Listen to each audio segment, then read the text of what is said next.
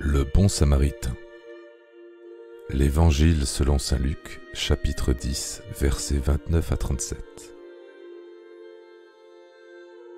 Un homme marche de Jérusalem à Jéricho. En chemin, il est attaqué par des bandits qui lui volent tout ce qu'il a et qui le frappent. Puis ils partent, le laissant à moitié mort. Un prêtre passe par là. Il voit le corps et l'évite pour continuer son chemin. Un serviteur du temple passe par là. Il voit le corps et il l'évite aussi pour continuer son chemin. Un troisième homme passe alors. C'est un voyageur venant de Samarie, un Samaritain. Voyant l'homme, il est saisi de pitié. Il s'approche de lui et soigne ses blessures en y versant de l'huile et du vin. Puis il le hisse sur son âne.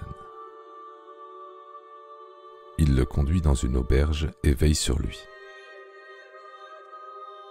Le lendemain, il donne 2 pièces d'argent à l'aubergiste en lui disant « Prends soin de lui. Et si pour cela tu dépenses plus, je te rembourserai à mon retour. »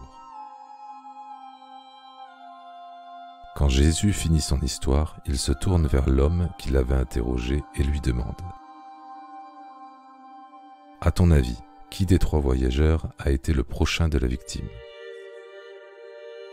L'homme répond « Celui qui a eu pitié. » Jésus dit alors « Va et fais comme lui. »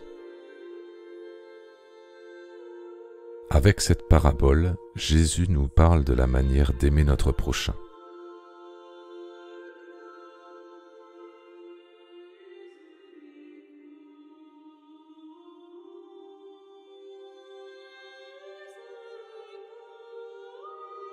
Une histoire de choc.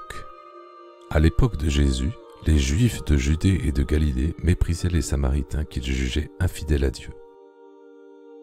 Inversement, ils admiraient beaucoup les prêtres et les serviteurs du temple. Cette histoire, dans laquelle un Samaritain a le beau rôle alors que des religieux ont le mauvais, était donc très choquante pour eux.